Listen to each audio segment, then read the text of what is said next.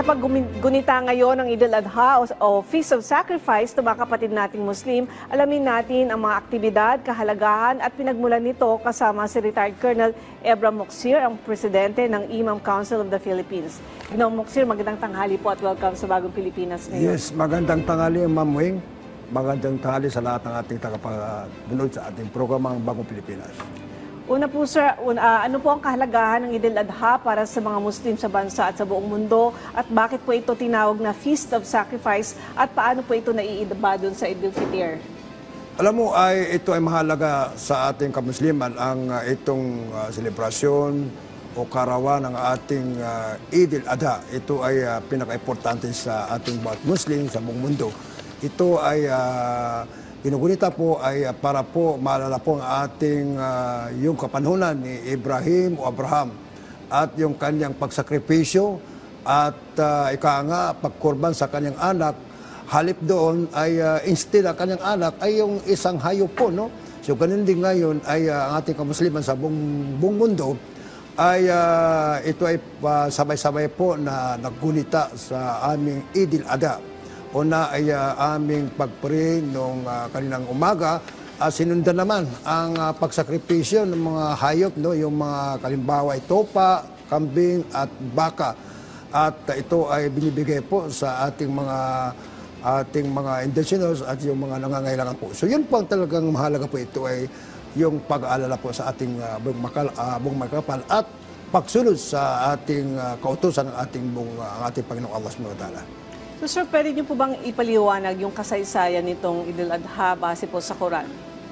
Alam mo, ito po, base po sa ating kasaysayan, bakit ito, no? Ang ating Eid, ang sinabi, it's occasion. So ito po ay, 10th of Dhul Hijjah. Ngayon po, yung ating mga Hujas o yung mga pilgrims po sa Makkah ay nandoon doon sa mismong Mina, galing sa Musdalifah.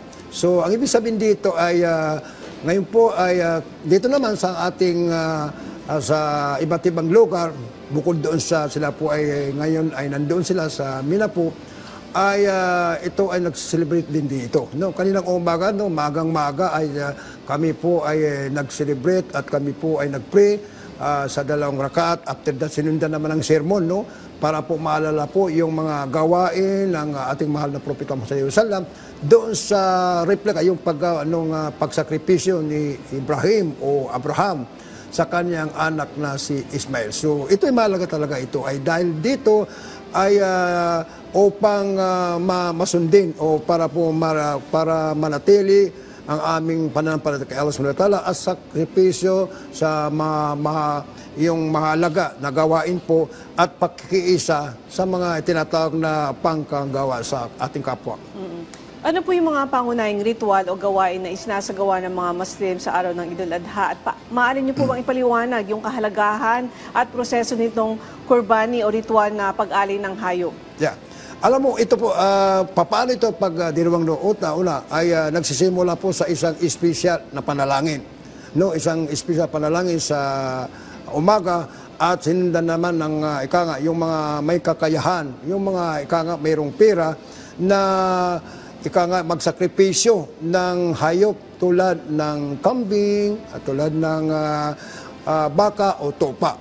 At and then after that ay yung karne po, yung ay 3 bahagi po, no, ibigay po sa ating yung sa sarili, sa ating kaibigan at siyempre yung ating mga para po sa mga pangangailangan. So and then after that ay mayroon ding pesta. Ito ay mahalaga pesta ito. Ito ay dalalang pesta na sineselebrate ng ating brother Muslim. Una, yung culminating ng long fasting, pag-ayuno. At ito naman ngayon, ay ito naman ang pag-alala yung ginawa ni Propeta Ibrahim alaihissalam doon sa kanyang anak na si Ibrahim. At yun din ang ginagawa ng mga brother Muslim.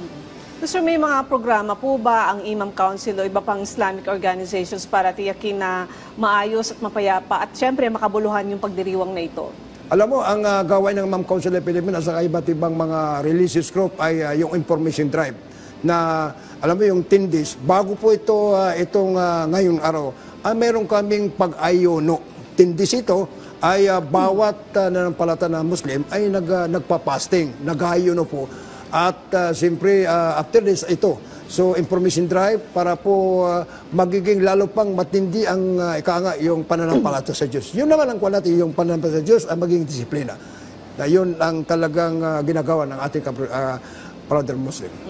Sir, paano niyo naman po hinihikayat yung mga kapwa Muslim na panatilihin ang diwa ng sakripisyo at pagkakawang gawa, pati na rin yung pananampalataya, hindi lang sa araw ng Eid, kundi araw-araw po? Alam mo, ito po, no, itong ay tinatawag na Hajj. Kasi ito, bakit ito yung Hajj, no? Isa ito sa panglimang haligi ng Islam. At siyempre ay ito ay mamanatili na yung information dead, no? Na bawat Muslim na matanda o bata o mga kabataan o mga babae na Muslim ay dapat may bigay po na yung tunay na maging tunay na Muslim at yung peaceful na Muslim o kaya law-abiding citizen. Yun ang talagang punta natin dito na kapag panatili natin na yung devotion, yung discipline at obedience ng isang Muslim. So paano naman po pwedeng makibahagi yung mga non-Muslims katulad po namin dito sa diwa ng Idil Adha bilang bahagi ng pakikisa sa kapwa Pilipino po? Alam mo, happy tayo, no? Kasi this is national holiday. Tayo ay talagang kami mga Muslim, no? At ito ay binigyan ng halaga ng ating national government, no? At ito ay dineclare ng ating buting presidente na walang iba, His Excellency Bongbong Marcos Jr. na holiday. At ito ginugunita na hindi lang mga Muslim, pati mga non-Muslim. At ito ang simbolo ng interfaith na nagkakiisa po, no? Alam mo, holiday ngayon na mamuhin, no? Holiday. At siyempre ay yung pagsakripisyo ng baka, topa at kambing ay hindi lang ang binibigyan ay yung karne ay para lang sa mga Muslim. Pati yung mga kapitbahay na non-Muslim ay bibigyan po para po makita po na yung pakikisa po na nakikita po yung tinatawag na pagmamahalan ng bawat tao, hindi lang Muslim, kung hindi pati ng Muslim. Sir, ano po yung gusto ninyong iparating sa mas malawak na litbunang Pilipino tungkol sa kahalagahan nitong Idul Adha? Aking masasabi dito at ito ang aking mensahe bilang National President Imam Council of Philippines at panatilin po natin, Muslim man, Christian ay dapat magkaisa po tayo. Isa lang ating pinuno o isa lang ating nuno o isa lang ating father, no? Si Father Abraham ay diyan nagsimula si Prophet Ibrahim, si Jesus Christ, diyan nagsimula, no? Magkapatid po yan.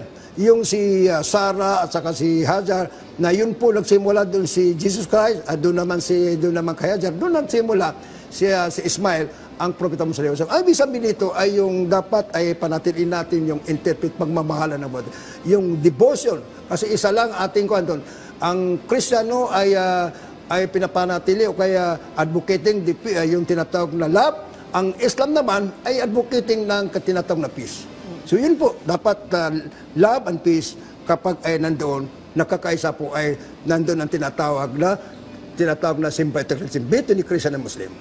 Curious lang ako, sir. Dito sinasabi niyo na may Feast of Sacrifice na naghahanda, ganyan. So, bukod po doon sa mga inaalay na mga kinakatay na mga hayop, tapos nagkakaroon po ba ng gathering, yung nagsama-sama yung mga pamilya, nagpupunta sa isang bahay, gano'n. Tapos, pwede din po ba kayo mag-invite ng mga non-Muslims? Opo. Yun na isa po yan sa mga tinatawag na gawain po, no? Yung parang pesta.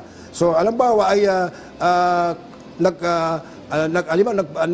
nag-gathering po o kaya tinatawag na nagkaroon tayo ng yung get together at invite natin na ating mga non-Muslim. Alam mo ngayon, after this, no, mamaya ay meron kaming dinner, no. Ito nakakatuwa po, ay ito ay sponsor ng isang non-Muslim na diyan po dito po sa kwan at invite yung mga brother Muslim at ako ang mismo mag-MC mamaya, no. So ang nagbigay dito ng kung bagay para maging successful ito ay non-Muslim para get together po ang Muslim and Kristiyano para po mapanatili ang pagmamahalan na hindi lang yung Muslim ay nasa parang pangatlo lang, ha, kung di tayo ay talagang pantay-pantay dito. Okay, sir, maraming salamat po sa inyong oras. Retired Colonel Ebra Moxier, ang presidente ng Imam Council of the Philippines. Salamat po at mabuhay po tayo lahat.